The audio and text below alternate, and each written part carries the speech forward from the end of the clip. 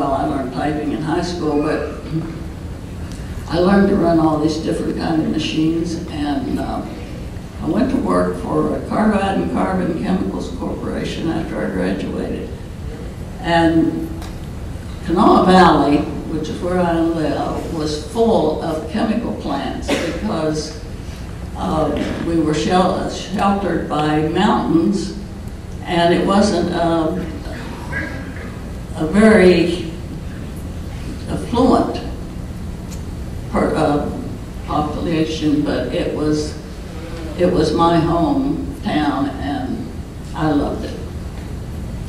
Well, they treated me very nice, and I was working in an office with 2 women and the rest were men, and I thought that that was a pretty good ratio.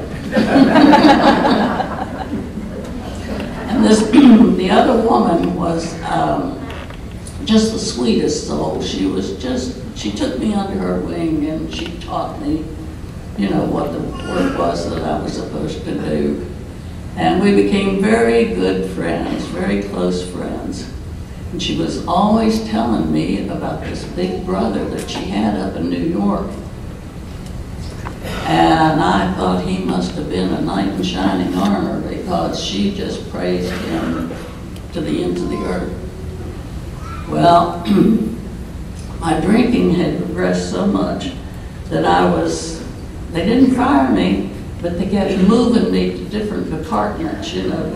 They were convinced that it was the people I was running around with that caused me to drink. Because like I say, I didn't know what would happen once I took the first drink. And I had just a craving that I had to have that all the time. Now, they didn't have drugs. I knew there were drugs around because the band leaders used to be hooked on cocaine and, you know, all that sort of stuff. But it wasn't for the general public, you know.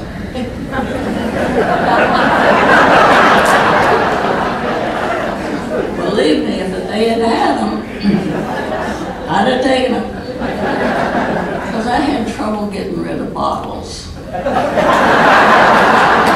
just had a beer, you know, that wasn't enough. At noon I would go down to the liquor store, and then when I was telling you about the rationing, it was so funny.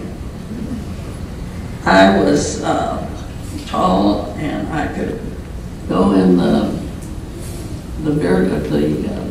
liquor store, and I could ask for whiskey. It was rationed, but I drank stuff like king corn and cotton picker. And all of them were guaranteed to be 30 days old. And it was only $2 a pint. And I thought I'd found heaven. Because a pint would fit in my purse well. You know, the only problem I had with that, it used to gurgle. And I was soon carrying my bottle to work. I couldn't be without it. I was afraid to be without it. I was that dependent on it. And they changed me around to different departments, thinking, you know, that would help me. And sometimes I got to work, and sometimes I didn't. And the longer the longer my term was, it was just pitiful. Sometimes I didn't go to work for 2 or 3 weeks. I'd be on a drunk, and I couldn't go home because my mother wouldn't let me drink in the house. She didn't want me to drink any place, but I knew it. She poured out if she found it. I know one girl, I learned so much since I've been in AA, because we had an old timers meeting. He knows all about those. He was right there. And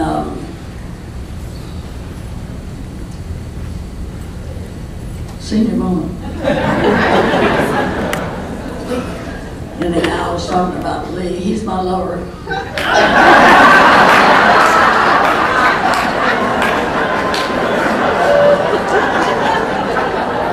I knew I'd get him.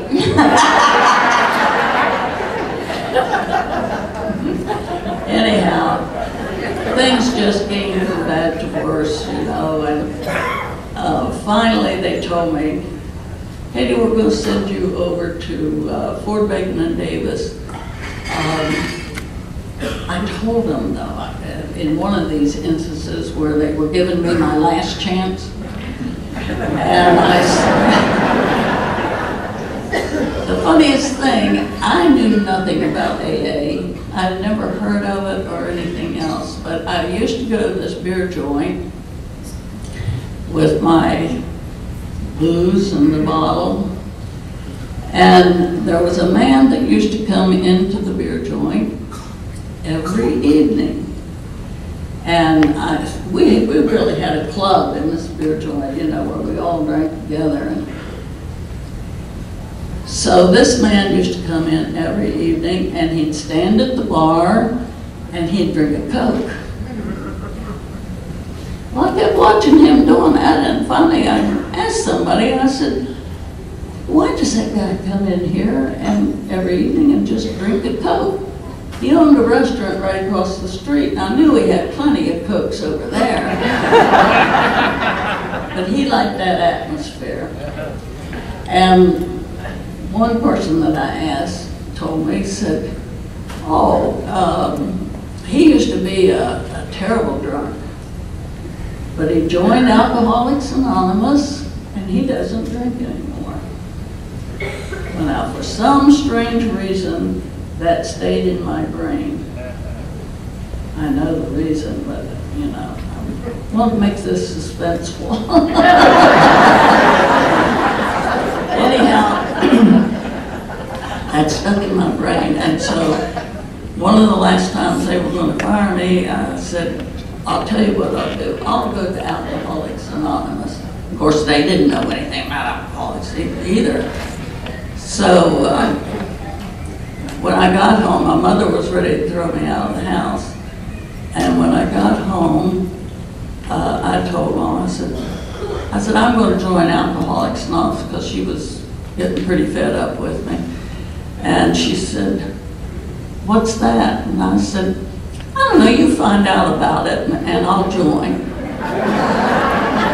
But I thought it was safe because she never drank. And how would she find out about Alcoholics Anonymous? You know, I drank and I didn't know anything about it. So a couple of days later, she told me when I came home from work, she said, Katie, don't go out tonight because a lady from Alcoholics Anonymous is coming to see you. How'd you do that? Darn. And I sat there and I thought, good heavens, what is this person going to look like? You know? And in walked this lady. She was absolutely beautiful. She was about 65, and she had on the most beautiful clothes, and I always loved clothes. And she had her hair just perfect. And I took one look at her and I said, she probably had one too many sherries at her bridge club. She sure didn't look like me, you know, sloppy and not caring too much what I looked like or anything. Well, when she told me part of her story and part of what AA was about, you know, and